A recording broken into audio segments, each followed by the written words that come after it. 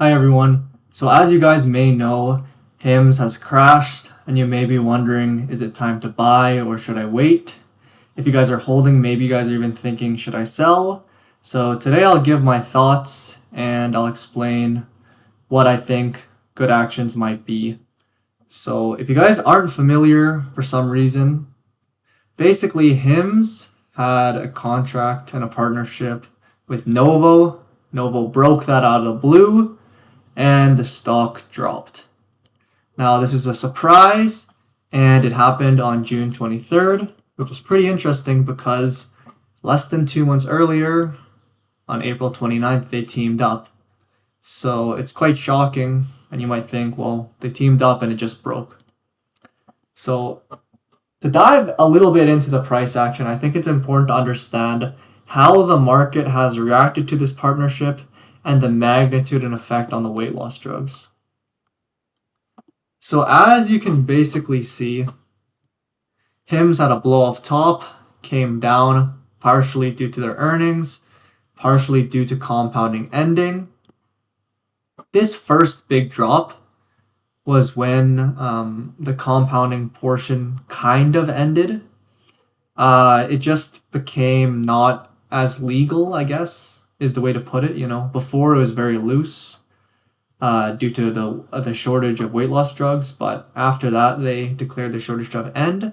So they could compound, but only if it was personalized, and there's kind of a gray area around that. Up until this point, there was no litigation risk, basically. I guess, there could be risk of side effects and stuff, but that's pretty well disclosed, so it was not a huge risk. After this happened, they are instantly opened up to real litigation risks, like, oh, you're apparently you're personalizing, but, maybe you're not really doing that, and you're really just kind of copying our drug, and what, like I mentioned, is a gray area. So the litigation risk really started here. Eventually, an earnings that's not liked, plus the bear market, and they're all the way down to 24. Now, something that's interesting is the market bottom on April 7th, right? If you look at the low until before the partnership news with Novo, you'd actually see that, they were up 18.81%, whereas if you were to look at the NASDAQ in that exact same time frame, you'd see that the NASDAQ was up 15.84. And now you think, okay, it was slightly outperforming, but it was really a huge dog because not only was the NASDAQ rallying, and it's significantly less volatile, right? You got to keep in mind of the beta. Hims really just started chilling, and it wasn't really rallying, it was just lagging. And it's kind of hard to say that because it technically did rally a little bit more. But if the stock has 4 times the beta, more than that, and it just rallies, 10% more, that's disgusting, that's horrible, right? And essentially how that ended and started this mega uptrend was very simply that partnership with Novo.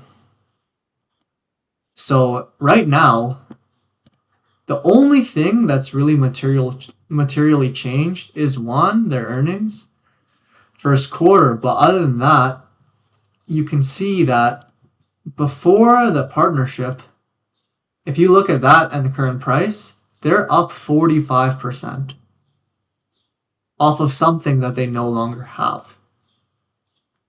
So you gotta ask yourself, right? Does that make sense? Are they worth 45% more than they were, considering the business is now exactly the same as it once was? So, and then, flipping back to the article, right? Novo didn't just break the partnership over, and then, make an excuse. What they said was quite blunt, and they essentially said Hims is doing something that's illegal. Now, if I just called a company out and said it's illegal, tried a lawsuit, I'd probably lose, right? But this is a huge company that's saying Hims is doing something that's illegal. I can't say that they're going to lose tons of money on lawsuits or anything, but I can tell you there's a very, very real risk of that, and it's much more than it used to be. So to put that into perspective and really give my thoughts, Hims originally had this blow off top. Was it deserved? In some ways, kind of. It falls because the inability to compound without needing to do some sort of personalization. It's very, very clear that while this company has a variety of products, the weight loss portion is huge. The market obviously cares about that. The Novo partnership really took off that litigation risk and things were fine. And now they're essentially in one of the worst situations they've been in the sense that, even back then, when the stock was 20, 25 bucks, even 15 bucks, there was basically just as bright of a future, but without all the lawsuit risk that may come. Now the stock is much higher and there's all those risks. So, as bearish as I sound, I actually like this stock. So, am I a buyer at the current price? I'd have to say no. But as for what price I'm going to buy, I'll explain in a little bit. But I want to give a little bit of an idea about the technical picture first. You see a blow off top. After a blow off top, it's very hard to make a new high, for one. And two, you see a decline of typically at least 60%. This one actually surprised me a little bit because I thought at the very least it'd go below 25, which it did. But given that we had a bear market, not that it affected them in terms of their actual company because it was tariff driven, but given we had a bear market, their earnings weren't really liked. There was a bad news event after a blow off top. I would have actually expected this to drop even more. Now this is probably a worse setup than previously because as bearish a blow off top is, you're seeing a lower high with multiple rejections. Instead of a quick blow off top where there's not too much time to distribute, you see like a month where Wall Street could have been distributing and then a nasty breakdown. Now, the key difference here, if you were to ask me where I wanted to buy this, I'd say, okay, 24, that's easy, right? But thing is, it only got to 24 because the market conditions were pretty horrible in April. Can it get there again? As lovely as that'd be, I'm actually inclined to say no. So, if I do my calculations, which I did, I would say the fair value for this is between 60 to 100.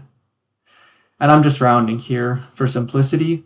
But once I factor in the litigation, I would give it a 20% discount. So that brings my fair value between 50 and 80. Now, I hesitate to give it the 20% litigation discount because I think it might be higher. But for the sake of margin of safety, buying things, fair value or slightly undervalued actually isn't the best idea. For very, very volatile stocks like Hims, even a 10% discount's not that good.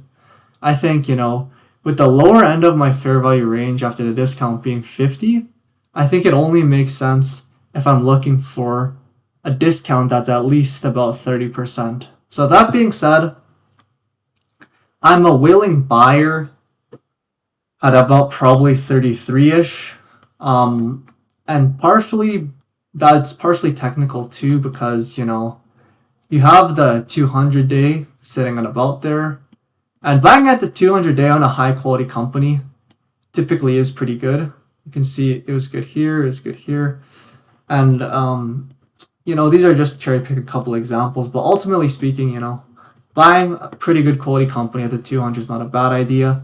You also have it around this kind of range after it broke out, catching support. The only thing that makes me hesitate at about 33 is the idea that this gap should probably be filled because it was created by news that's been completely deleted and honestly made even worse now because you also see damages to their reputation and stuff like that. But undeniably, this is a very high quality company. So I am a buyer, I am bullish, but just not at the current price. But yeah, that's all for this video.